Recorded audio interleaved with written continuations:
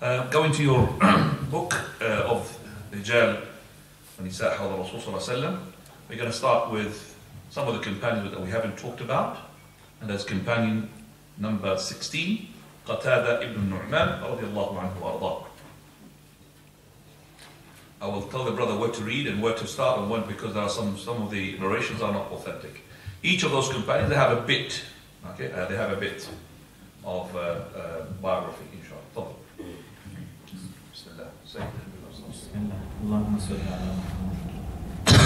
Page 189. Qatada bin al-Nu'man, the leader and the Mujahid. Who was he? He is Qatada bin al-Nu'man Zayd bin Zayd ibn Amir Abu Umar al-Ansari al-Badri. His kunya is Abu Umar al-Ansari al-Badri, because the names maybe are not written properly in the translation. So Qatada ibn Nu'man ibn Zayd ibn Amir, and his kunya is Abu Umar al-Ansari al-Badri. Al-Badri means that he went to the Battle of Badr. From Najaba al-Sahaba, that means he came as well to the meeting with Al-Aqaba. Now, Badri from the Battle of Badr. Now, one of the noble companions, he witnessed the pledge of Najaba al-Sahaba is not the noble companion, all of the nobles. It is the one who been chosen to represent the companions of the Ansar when they met the Prophet of Allah at the Aqaba. Now, all the companions are noble. Now, he radiallahu anhu witnessed the pledge of Aqaba along with 70 others. He was one. How many of the ones who are in Nujaba, they were chosen? I've said that in the biography of the Prophet. There were 12. The 12 Nuqaba, there were 12. 12 of them, he is one of them. Now, he was one of the most acclaimed sharpshooters. Who is the sharpest shooters? Sa'd ibn Abi Waqqas. Go ahead. He radiallahu anhu participated in the battles of Badr and Uhud, where one of his eyes was knocked out. Go ahead. Rasulullah sallallahu alaihi wasallam rubbed it with his noble hand, and the eye was restored and turned out to be the healthier of his two eyes. Now that is, I cannot say it's authentic. History-wise, it's been established, and there was a number of incidents in the battle of Uhud where the Prophet ﷺ, he had cured people with his spittle. Anybody would like to remember for me, who is that companion who had something wrong with his eye and Prophet ﷺ had cured him with his spittle? Now, Ali, which battle please? Which battle? Khaybar, very good. Khaybar, the battle of Khaybar. And he did not have any enemies who poked that eye for him, but he had some infection. Okay, who is that companion whom the Prophet ﷺ had healed his foot when it was broken? Abdullah ibn Atiq. Which is the incident that took place that the Prophet of Allah had to cure his foot? Of whom? No. Very good. Assassination of whom? Yes, Abu Rafi ibn Abi al-Huqayq. Very good. Very good, Abida. Fadal. Asim bin Umar bin Qatada reported from his grandfather, Qatada bin al-Nu'man, that his eye was hit in the Battle of Badr and its pupil was knocked out and it hung down his cheek. Some people wanted to cut it off, but others restrained them, saying, "Let's go to Allah's Messenger ﷺ to seek his advice." When they got to him and narrated to him what happened, he went close to Qatada, raised the pupil of the eye, and placed it back into its socket. Then he rubbed the eye with his palm and prayed, "O Allah, restore it and make it good." Till he died, no one who met him was able to identify the eye that was hit. One of the sheikhs had made this to be with Rijal Thiqat, but actually the story has unauthenticity into it. So we will say that yes, the Prophet of Allah had healed a number of companions, the eye of Qatada, established history-wise, sorry about that, established history-wise that it was knocked out, but whether he made the supplication, "Oh Lord, make it nice and beautiful," Jamal, Allahu A'lam. Now, in another narration by At-Tabarani, the Prophet ﷺ said, "O Allah, Qatada defended your Prophet with his face. Make the affected eye the better of the two and improve their sight." And it turned out to be the better of his eyes. and this is which is unauthentic, as according to the book itself. Now, Qatada radiallahu anhu continued to struggle alongside the Muslims. He was in the vanguard of Amirul Mu'mineen Umar ibn Khattab radiallahu anhu when he traveled to Sham. He was one of the best shooters. He died in 23rd year of Hijrah, and Umar ibn Khattab radiallahu anhu led his funeral prayer and was lowered into his grave the same day.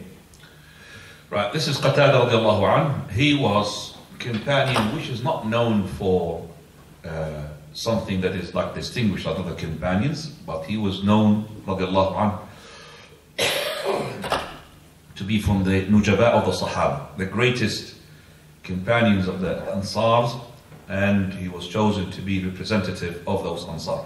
So Qatada radiallahu anhu, he had narrated a number of hadith from the Prophet sallallahu alaihi wasallam, and you have to distinguish between Qatada and Nu'man and Abu Qatada.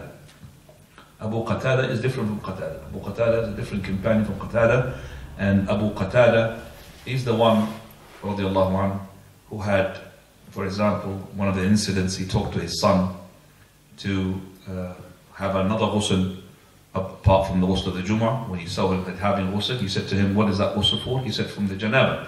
He said, "Then make another ghusl for the day of the Jumu'ah." Now, second, Amir ibn Fuhayra. Amir bin Fuhayra, the companion that was buried by angels. It is possible that a man may attain the ranks of the angels with his worship of Allah and move close to Him. It is equally possible that such a person may be anonymous on the earth but illustrious in the heaven. When he is ill, the angels pay him a visit, and when he dies, they prepare his Jannah, partake in washing his body and shroud him. Sometimes they also carry his bier and undertake his burial. Why not? Are there not numerous honors for the friends of Allah? Certainly. Yeah. Go. In Surah Al-Yunus verse 64, the translation, لهم البشرى في الحياة الدنيا وفي الآخرة. for them are glad tidings in the life of the present world and the hereafter. Okay, who is that companion whom the Prophet ﷺ said that the angels are lifting up his body? Put your finger up here. Yes? No, lifting up his body. Now, yes, the one who's light. Sa'ad ibn Mu'adh, very good. And who is the one who had been called Ghasir al-Malaika, the wash of the angels? Handala radiallahu anhu, Handala al-Asli. Right.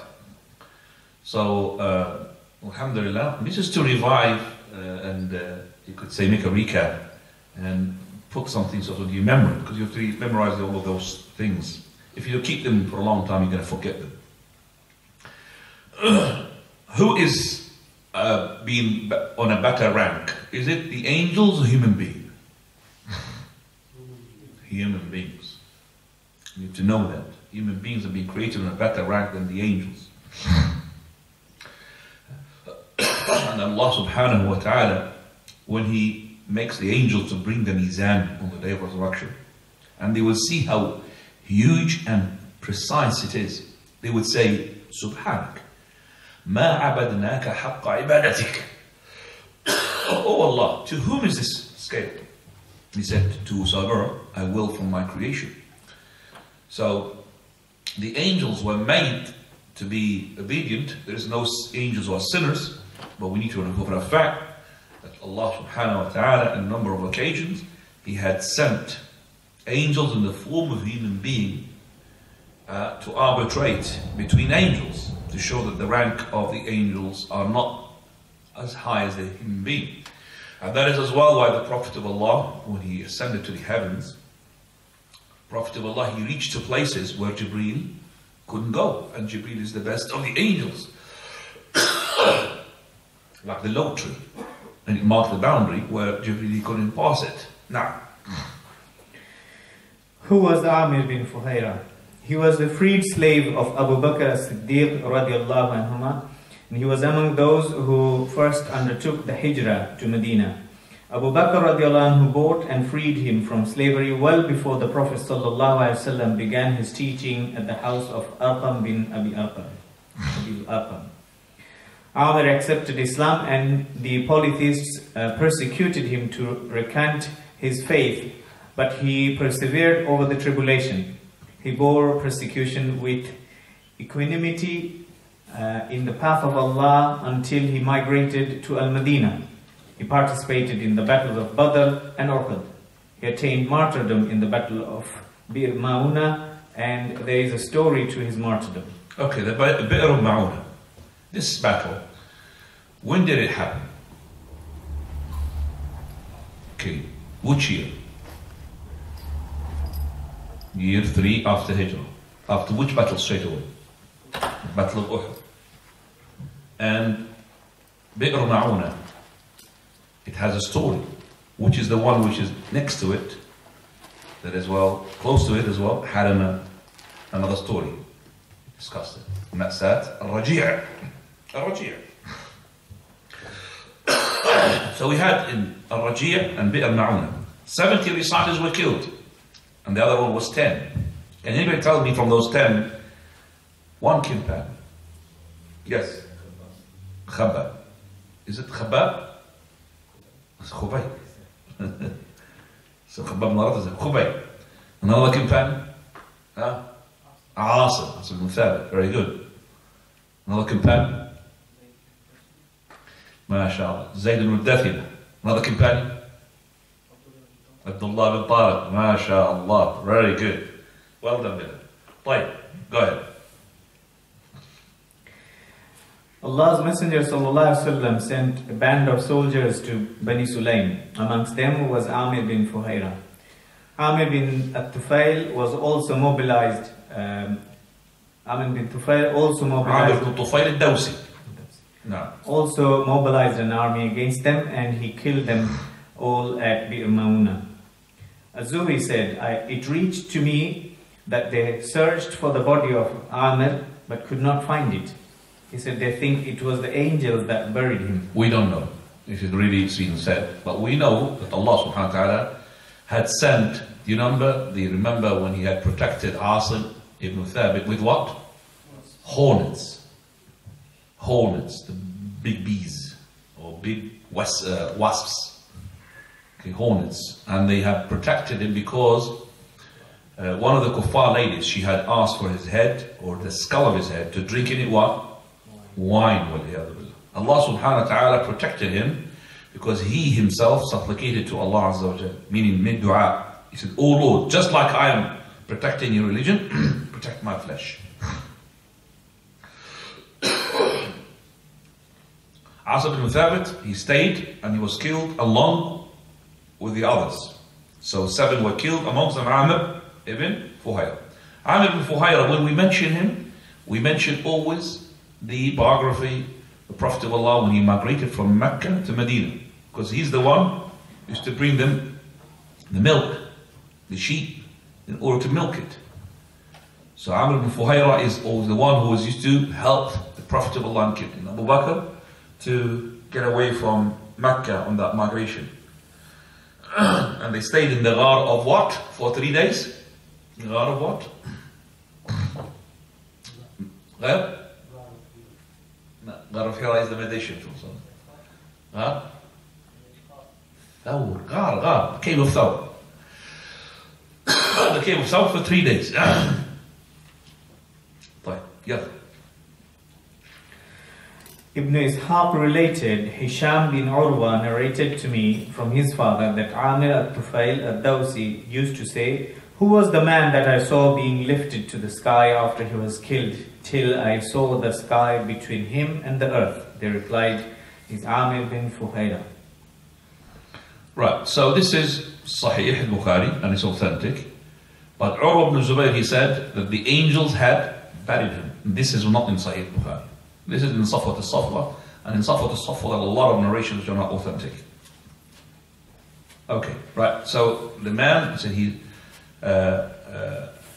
Amr ibn Fuhayra, he is a man who has been a slave and been set free by Abu Bakr radiallahu anhu. Let's go to the following one, please. And that is 20. Amr bin The Jamuh. page number, please. Page 199. Now, Amr ibn Jamuh. Amr bin Jamuh. Do not prevent him. Perhaps Allah might bless him with martyrdom. This is a phrase being said there, or being written there. It's a hadith. Part of a hadith which we have discussed it when we talked about the Bible of the Prophet ﷺ, when we talked about the Battle of Uhud. The Battle of Uhud, we have talked about specific companions who were martyred. One of them is Amr ibn Jamuh. And Amr ibn Jamuh, he had a crippled leg, radiallahu anhu. And he is one of those people whom Allah subhanahu wa ta'ala exempted from what? Fighting. He don't fight upon them. ليس على الضعفاء ولا على المرضى ولا على الذين لا يجدون ما ينفقون حرج. There is no haraj. There is no blame upon them if they don't participate. So he got crippled leg. And he had how many sons?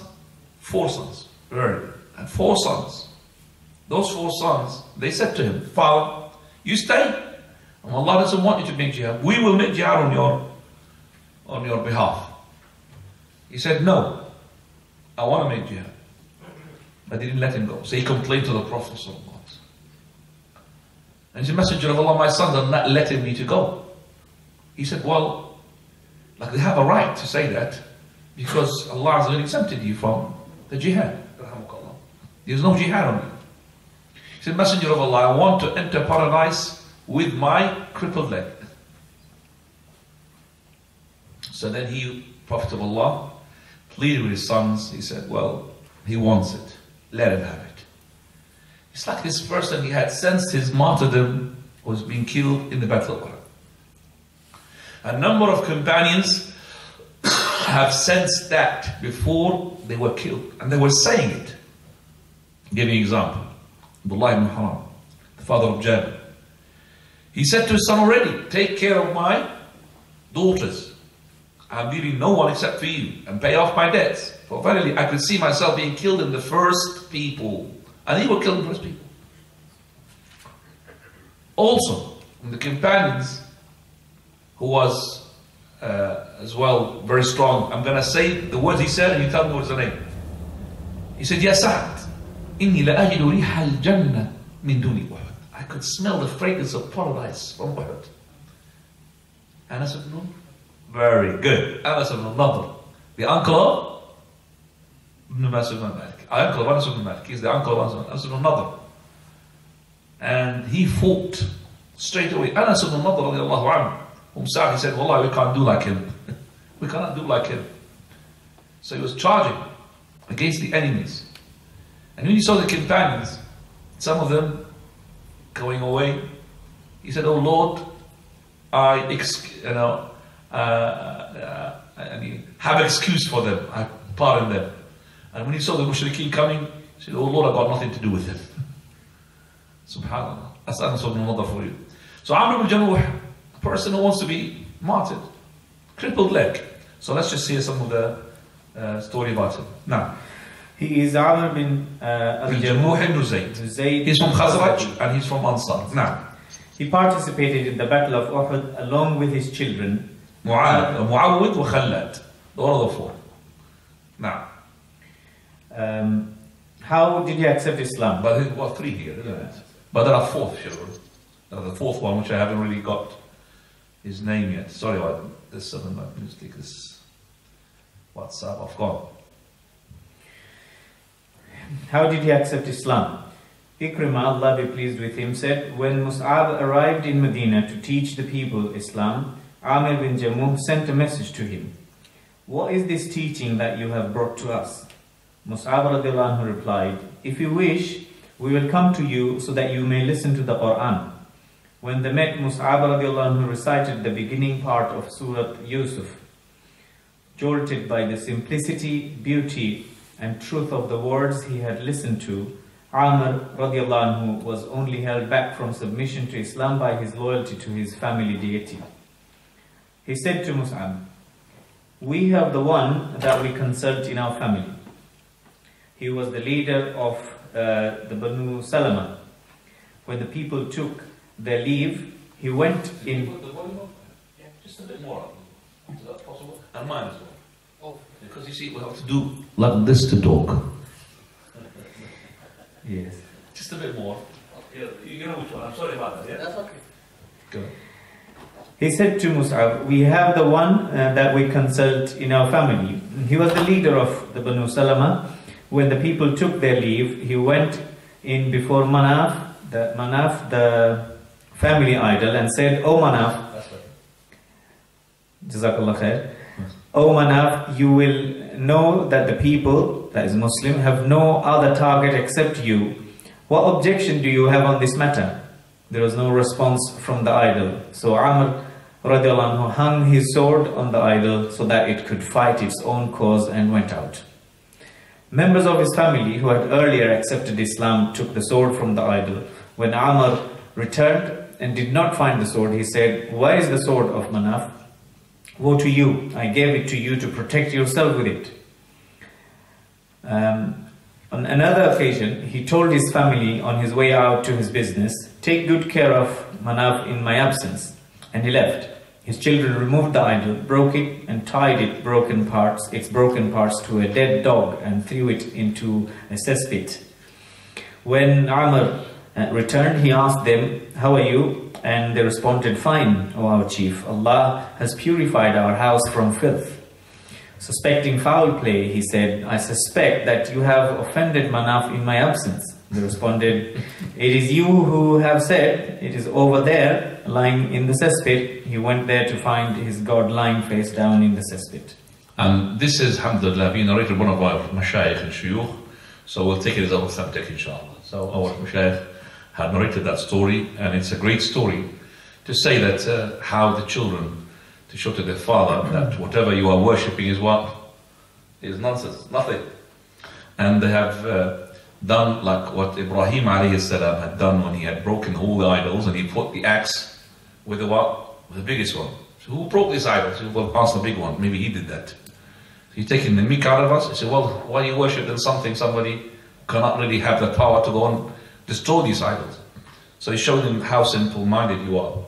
So the sons of Amr, now he realized, and the Prophet ﷺ in this following hadith, which is authentic, which we have discussed as well in the book of Al-Adab al-Mufrad. Now, thereafter he sent for members of his tribe. When they all gathered, he asked them, will you not be upon what I am upon? They all responded, certainly you are our chief. Then he said, then I call you to witness that I have believed in what has been revealed to Muhammad sallallahu alaihi wasallam. Okay, this reminds me of a story similar to it, that sometimes when the person who is head of the tribe or known to the tribe, if he embraces Islam, the whole tribe will embrace Islam. Yes? Okay. Who is that companion? Well, as soon as he embraces Islam, straight away his brother embraced Islam, then his mother straight away embraced Islam, and then he went back to his tribe, and half of his tribe embraced Islam. And then the following half, he embraced Islam, and then the Prophet of Allah migrated from Mecca to Medina. Yeah. I'm giving you lots of clues now. Yes? Abu Dhar, very good. Abu Dhar al-Ghifari, radiallahu anhu wa arda, mashallah. Abu Dhar al-Ghifari. Do you know his brother? Not Uwais, Unais. Unais, radiallahu anhu. So Unais, he embraced Islam, and then his mother embraced Islam, and half of Ghifar embraced Islam. And when the Prophet ﷺ migrated to Medina, the other half embraced Islam, and then the following tribe, Banu Salama, Banu Salim, so they came to the Prophet of Allah, and they said, Banu Sulaym came to the Prophet of Allah, and they said, we want to embrace Islam, as our brothers from Ghifar. So he said, the Prophet of Allah, verily, Banu Ghifar, غفر الله لها, Banu Salim, Salamaha Allah. Now, go ahead. Ibn Munkadir narrated that Allah's Messenger ﷺ said, O Banu Salama, who is your chief? They replied, he is Al-Jadd ibn Qais. This is one now known name at that time, but he was not good in his character. What was that? But we consider him stingy. He was stingy. So stingy is not good from the charisma or the characteristics of a leader. But he was stingy. So he said to them, he said, what ailment is worse than stinginess? Your chief is the wrinkled, white-haired old man, Amr bin al-Jamuh. Amr bin al-Jamuh. Right, and this is the hadith we discussed in Adab al-Mufrad, if you remember. Yeah. We talked about it, which is the stinginess. Chapter underneath the stinginess. So this is stinginess. He said, no, he's not your leader. The leader of yours is Amr bin Jamuh. And Amr bin Jamuh was very generous. Right, okay, go ahead. I shall enter paradise. This is the title. Yeah. Inshallah. When you say I shall enter paradise, I don't know. It's yourself. Go on. Al-Waqidi said, Amr did not witness the battle of Badr, for he was lame in one of his legs. When the Muslims marched forth for the battle of Uhud, his sons prevented him from joining the Muslim forces. They said to him, you have been excused. Amr radiallahu anhu was quite angry over his son's insistence on preventing him from fighting, and he went to the Prophet sallallahu alaihi wasallam to complain about the action of his sons. No. He got a reprieve when Messenger of Allah sallallahu alaihi wasallam said to his sons, it is not fitting for you to prevent him. Perhaps Allah will grant him martyrdom. In another narration, Amr bin Jamuh radiallahu anhu said to his sons, you prevented me from entering Al-Jannah in the battle of Badr. By Allah, I shall enter Al-Jannah if Allah preserve my life to witness another battle. So that means he was prevented in the battle of Badr. He doesn't want to be prevented in the battle of Uhud. Now, on the day of Uhud, Umar radiallahu anhu reported, I did not have any concern other than for him. I sought him out on the battlefield, and there he was in the front ranks of the Muslim army. Can be correct, but authenticity-wise, it's not. Sound-wise, it's meaning sound. Now, he says, "O Lord, do not reject me." Now, his wife also reported, I could still picture him as... What's that title? There's no title to that? Oh, go on. His wife also reported, I could still picture him as he took his shield in readiness for the battle along with the Muslim forces on the day of Uhud. No. He kept saying, "Oh Allah, do not send me back." He was killed in that battle along with his son Khalad. No. Amr bin Jamuh who mounted his camel, sword held tightly in his hand and his tongue fervent in dua, asking Allah to grant him martyrdom and that he should not be sent back to his family disappointed. No. And escaped to the heavens. When the two armies met, Amr bin Jamuh radiallahu anhu went to Allah's Messenger sallallahu alaihi wasallam and escaped to the heavens. What do you understand from that? Is a passage, a path to some... Okay. Yeah, when the two armies met one another. When the two armies met, Amr bin Jamuh radiallahu anhu went to Allah's Messenger sallallahu alaihi wasallam and said, "O Allah's Messenger, no. If I fight in the cause of Allah until I am killed, will I walk in Al-Jannah with my legs healthy?" Allah's Messenger ﷺ responded, yes. He was killed in the battle along with his nephew and a freed slave of his. When Allah's Messenger ﷺ came across his corpse, he said, "It's as if I could see you walking in paradise with your legs healthy." That means at the moment he's seeing the Prophet of Allah in Jannah. Allah's been giving him a vision. He could see him walking into the Jannah with his leg healthy. Now, Allah's Messenger ﷺ ordered for their bodies to be buried, him and his freed slave in one grave. Go ahead. In yet another narration. Now, Amr ibn Jamuh radiallahu anhu and another person, he was being put into one grave. Yes. So who is that person? Also was being put in one grave. And later on, 6 months later, he's to be removed. Abdullah ibn Haram, the father of, and who's done that one? Jabir ibn Abdullah. He dug him out. So he was intact except for what? His ear, part of his ear. Right, go ahead.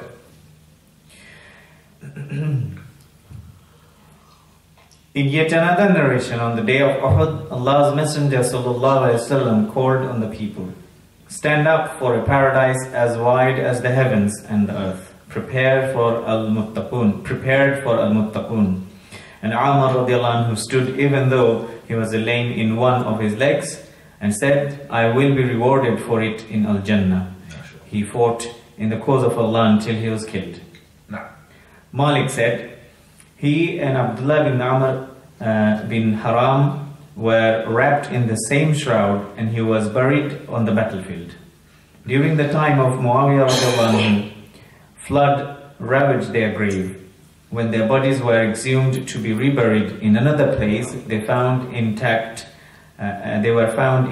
as if they had died only yesterday. Is that authentic? Yeah. Go and read and you'll know it's authentic or authentic. Go ahead. One of the two martyrs had been injured and he had placed his hand on his wound and had been buried in that posture. Go on. When the hand was removed from the wound after they exhumed, fresh blood gushed forth, so his hand was replaced as it was. Go on. Between the date of Battle of Uhud and the date of their exhumation was 46 years. Is that authentic? No, it's not authentic. Because we know the authentic version is what? 6 months. But we don't know who was buried along with Abdullah ibn Haram, the father of Jabir. We don't know who was buried along with him. So here, the story is narrated, but it is not authentic. Some of it is authentic, but some of it is not authentic. Definitely, after 46 years, no. After 6 months, he dug him out. After 46 years, Jabir himself will be dead. Right now. Such is how martyrdom is taken as a means of escape to the heavens. May Allah be pleased with him. Right, so following companion, Abu Dujana. Abu Dujana was mentioned. You remember battles, and you remember fierceness, warrior, and a red bandit. A red bandit. You remember Abu Dujana or a red bandit? So any person giving himself as a kunya of Abu Dujana, well, please make sure that you are not thin and weak and is to be strong. Abu Dujana is strong. Abu Dujana, yalla. Abu Dujana, the companion of the troop of death. The troop? What is the troop? The bandits? Troop is a group of soldiers. No, it is being translated wrongly. صاحب عصابة الموت. The Isaba here is not the troop, it's not the gangsters, it's actually the troop. The Isaba here means what? The Asr, which is the one on the head. Bandit, the bandit of death. So he is the one, the whole of the bandit of death. Now, صاحب عصابة الموت. عصابة. Who was he? He was the hero, a gallant combatant, a furious lion, Abu Dujana. Simak What's bin... combatant here?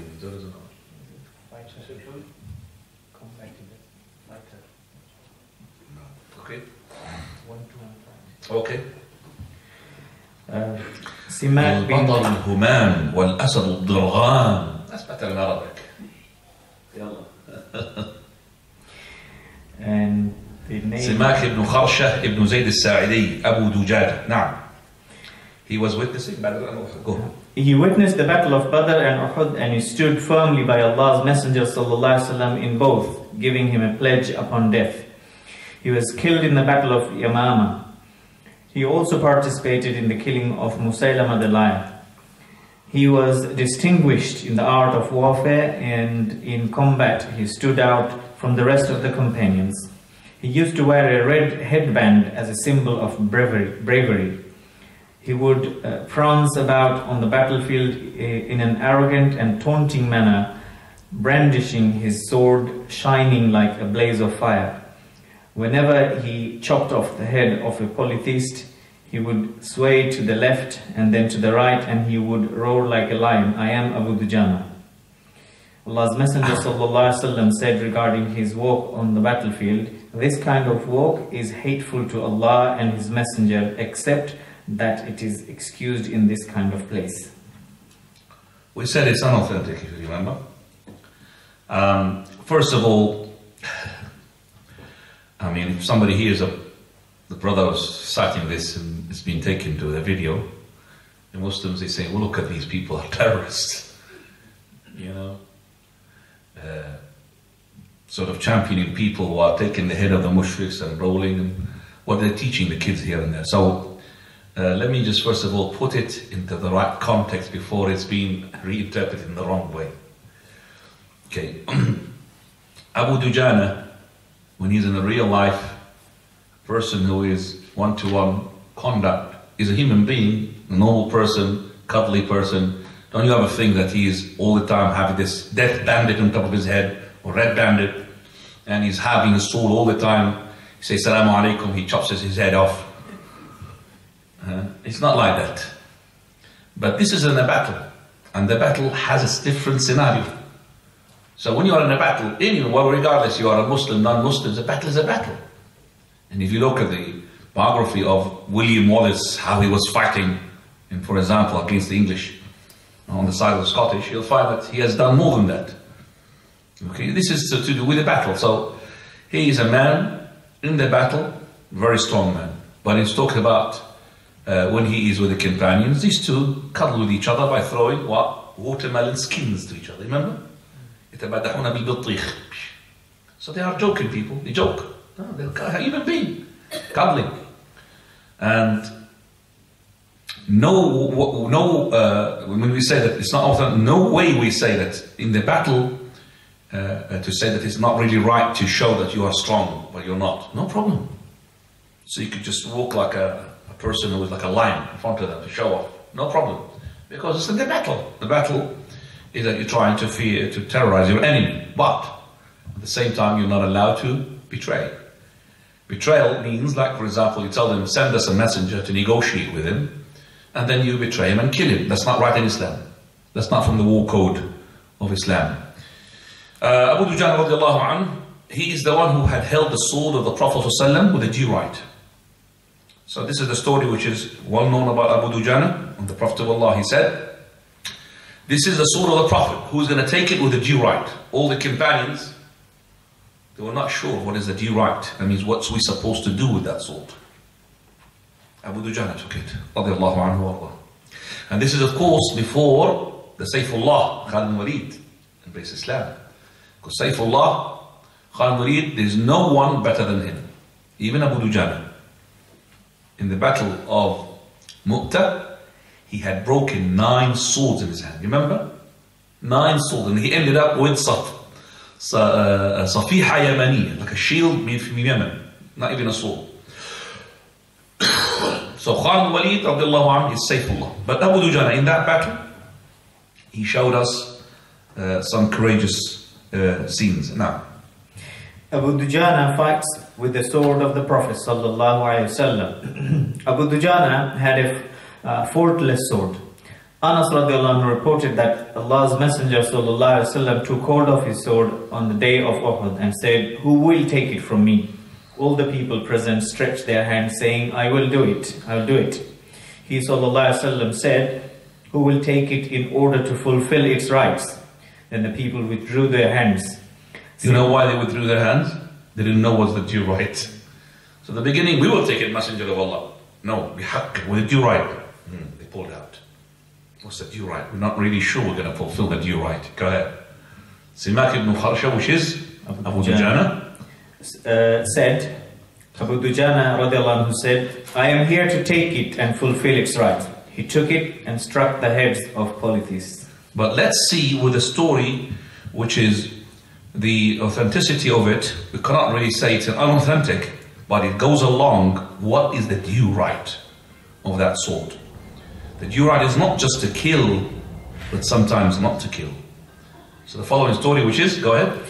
His manners with Allah's Messenger sallallahu alaihi wasallam's sword. So his manners with the sword. Now, Az-Zubayr bin al-Awwam radiallahu anhu narrated, Allah's Messenger sallallahu alaihi wasallam displayed a sword on the day of Uhud and said, "Who will take this sword from me in order to fulfill its rights?" Then Abu Dujana radiallahu anhu, Simak bin Kharasha, stood up and said, "I will take it and fulfill its rights."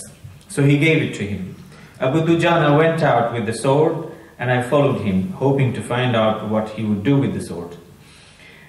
There was nothing he came across on the battlefield except that he tore it apart. Then he came across some women at the foot of the mountain. Among them was Hind, who was saying, there's a poetry here. نحن بنات طارق نمشي على النمارق. I've heard this in the film, by the way. This is in the film of the message. Yeah. والمسك في المفارق إذ تقبل نعانق أو تدبر نفارق فراق غير وامق. Well, sounds like an Arabic poetry, very good, and it sounds like it's being said. I'm not going to say it authenticity wise, it's not really right, but it sounds very right. Go ahead. We are the daughters of a nocturnal visitor. Nocturnal visitor. What does that mean? Night visitor. Nocturnal is the one who moves at night. Yeah, طارق يطرق بالليل. Yes. They're not during the night. Go ahead.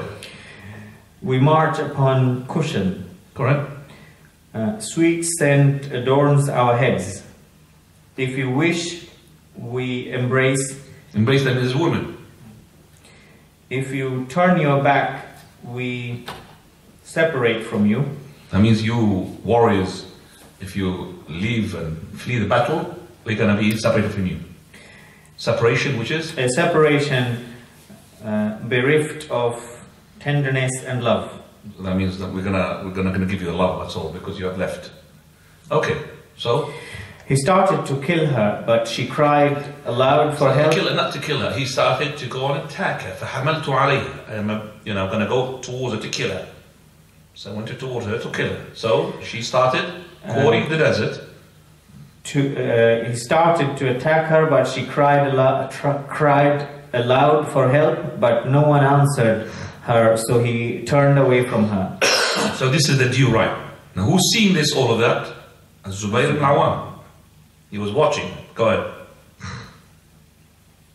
Then I met him and I said, "I saw everything you did, and they were amazing except that you did not kill the woman." So he said to him, Zubayr ibn Awam, he said, "I have accepted, mashallah, I've seen everything, and I like everything except for one thing. You did not kill that woman." Go on. He responded, "She shouted for help, but no one hearkened to her, and I do not want to kill a helpless..." Nobody what? Nobody responded to her. That's about the word. Nobody responded to her to help her. Go on. "And I do not want to kill a helpless woman with the sword of Allah's Messenger sallallahu alaihi wasallam." That's the due right. Not to kill women, not to kill children. That's the due right. Go ahead. Author's words. This is sagacity at its peak. This is you could say, the courageousness. This is the bravery. That the person would kill the ones who are supposed to be killed, and the one who's not supposed to be killed will withhold. Not to kill the women and the children. So this is the bravery at its ultimate, at its, foremost now. What do the modern day liars who have bad opinion of Islam have to say to this? Where can we find this principle among the enemies of Allah who defile all sanctity?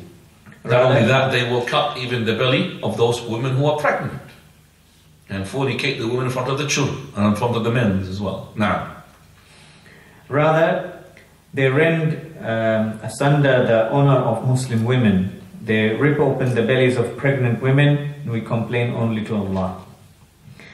Time went by in the life of the Mujahid, unrelenting in his effort in the aid of Islam and strengthening its adherents. In every battle... Okay, the list is for it to read because it's history, but we know that he was killed in the Battle of Al-Yamama, and he is the one who had been from the reciters of the Quran, because the one who were killed in the Battle of the Yamama are the one from the front row. In the front row, all of them were reciters and Qur'an. So he was participating in the battle that was killing Musaylama al-Kadhdhab. Who had killed Musaylama? Wahshi radiyallahu anhu. Right, going to the following, did I tell you to do? Okay, we'll just stop here. The following is actually going to go to quickly. Umayr ibn Abi Waqqas, go to number 25, they're going to read a lot. And 26 as well, Thabit ibn Dahdah, and we're going to leave Uthman Mad'un for next week, inshallah. So, we're going to go to Uthman Mad'un next week. Now we're going to read just a bit from Umayr and Thabit, because not everything is authentic there. Okay? Quickly, so you could give the questions. Umayr ibn Abi Waqqas, page 229. Umayr bin Abi Waqqas, the young martyr. Umayr bin Abi Waqqas was the brother of Sa'ad bin Abi Waqqas. That's authentic. He is the brother of Sa'ad bin Waqqas. Sa'ad reported, I saw my brother Umayr bin Abi Waqqas hiding just before we filed out for Battle of Badr. So I asked him, what is the matter with you, my brother? He said, I'm afraid lest the Messenger of Allah ﷺ sees me and considers me too young for the battle, and I love to participate in the battle. Perhaps Allah might grant me martyrdom.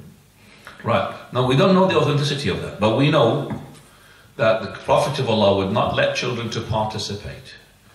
And they have to participate when they are adults. Who's that companion who was not really participating in the Battle of Badr, but he was allowed to participate in the Battle of Uhud? Abdullah ibn Umar. He was not an adult in the Battle of Badr, but 1 year later he was an adult. So when he's an adult, he will be given the opportunity. And who was that companion who was saved from being killed because he was not an adult when Sa'd ibn Mu'adh had ruled for the people to be killed, the warriors, and the Prophet of Allah, he had said, you have ruled by the rule of the king. So one of those companions, he said, I was one of those who had been saved on that day because I was not an adult. Who's that name? I'll give you any of these. He's got two names. From which tribe he was. You should know the battle first. Banu Qurayza said that. Very good. It's from Banu Qurayza. What's his name? So something al-Qurazi. Ka'b. Ka'b al-Qurazi. Ka'b al-Qurazi? Yes? Alright. Khair. So we're going to finish now here. Going to go to the following companion. Let's finish because all of it is poetry. All of that is poetry. Okay, the following one, 26, Thabit ibn Dahdah. Thabit bin Dahdah. And he's known for his charity. He gives charity. Now, he donated his life and wealth to Allah. Who was he? He was one of the Ansaris who accommodated the Prophet ﷺ, aided him and followed the light that was sent down with him. He was one of the distinguished students in the prophetic school. He was a fearless and brave horseman who plunged into battles valiantly. Okay, let's go to the following title, Madahiri Hubbi Lillah, from his love to Allah subhanahu wa ta'ala. Glimpse of love. Yes, Abdullah Mas'ud says that when the verse Man dha alladhi yuqridu Allah qardan hasana, Surah Al-Baqarah 245, translation of which, when the who is he that will lend to Allah a goodly loan, was revealed. Abu Dahdah said, Dahdah said, O Messenger of Allah, does Allah want a loan from us? Yes, O Abu Dahdah. The Prophet ﷺ said, then show me your hand. When the Prophet ﷺ extended his hand, he took it and said, I lend Allah a garden containing 600 palm trees. Then he returned to the garden while Dahdah and his family were in there, and he called out to her, O Dahdah, labbaik, I'm responding. She responded, get out of the garden, for I have loaned it to my Lord Azza wa Jal. Subhanallah, and that's authentic. Get out of the garden, I have lent it, khalas, give it to Allah subhanahu wa ta'ala, ya Dahdah. Right, also there's another narration for that, which has been mentioned in Tafsir al-Qurtubi. We can't say it's unauthentic, but it goes along with what we have heard. So let's just say that story. Zayd ibn Aslam says, when the verse that we have just translated before was being set down, that is, who's going to give a loan to Allah subhanahu wa ta'ala, which is from the good earning, the Abu Dahdah said, Abu Dahda said, may my father and mother be sacrificed for you, a messenger of Allah sallallahu alaihi wasallam. Allah seeks a loan from us while He is not in need of a loan. Yes, He intends to admit you into paradise by it. The messenger of Allah sallallahu alaihi wasallam responded. Then Abu Dahda said, in that case, if I grant my Lord a loan, will I be gathered together with my small girl Dahda in Al-Jannah? Yes, Allah's Messenger sallallahu alaihi wasallam said. Then give me your hand, he said. When Messenger of Allah sallallahu alaihi wasallam gave him his hand, he said, I have two gardens, one in the upper part of Medina and the other one in the lower part. By Allah, I do not have any possession other than these. I have given them as loan to Allah. Let one of them be for the sake of Allah, and so for the other, leave it for your sustenance and that of your family. Go on, continue, it's finished. The Prophet ﷺ said that leave it for your family, isn't it? Yeah. Prophet ﷺ, he said, one of them for you, okay, and one for Allah. Just they lumped it in one. Okay. So the Prophet ﷺ did. Now. He further said, O Messenger of Allah ﷺ, I make you a witness that I have given for the sake of Allah what is even better than both of them, and that is an enclosed garden containing 600 palm trees. In that case, Allah will reward you with paradise for your loan, Allah's Messenger ﷺ said. Thereafter, Abu Dahda left. He met his wife Dahda while she was engaged in a discussion with her children under a palm tree, and he began to say in poetry, Hadaki Rabbi Subul al-Rashad. Translation. May my Lord lead you to the paths of guidance, إلى سبيل الخير والسداد. to the path of goodness and... It's a really rubbish writing, is it? Yeah, it's exactitude. Exactly, that means the correctness, correct. Yeah. To correct. I'll tell you what, because if you can't read it properly, then I will leave that poetry. Because I could see from here, it's really difficult to read. Unless somebody can read it for us. Can you? Can you read for us? Because you know this writing. Some people don't know this writing. They're a bit difficult. Alright. Okay. I'll leave that poetry. Then he says, then I went to Dahda. Dahda responded, profitable is your transaction. May you be blessed in what you have bought. That means you've given it to Allah subhanahu wa ta'ala. Then she given poetry. Okay. And then she said, then Dahda, she went to her children. Then Dahda went to her children and look what she was doing. Now she was doing? Extracted from their mouths some of the fruits of that garden which they loaned to Allah, Subhanallah, which they were eating. Because it's not to Allah, you can't eat it. So the Dahda, she took the dates, already been taken by her children, from that garden which her husband offered to Allah Azza wa Jal in charity, and she accepted, she was happy. And let's compare with the wives of these days. Why did he do that? Could have kept it, a spare part, in case something had happened to us. And we'd be blamed. Some of the wives, like this. Or it could be vice versa. The wife, she would ask her husband, donate this for the sake of Allah. What are you talking about, woman? We need it. Now, and this is, by the way, known. Abu Dahda and Dahda, well known for that.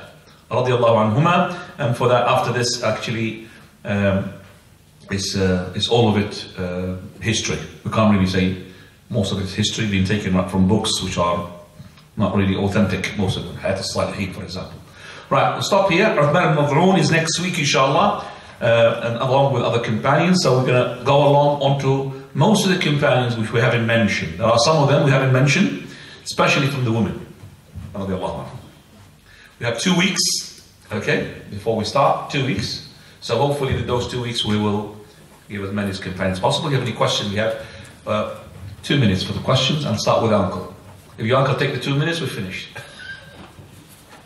Trouble. Now,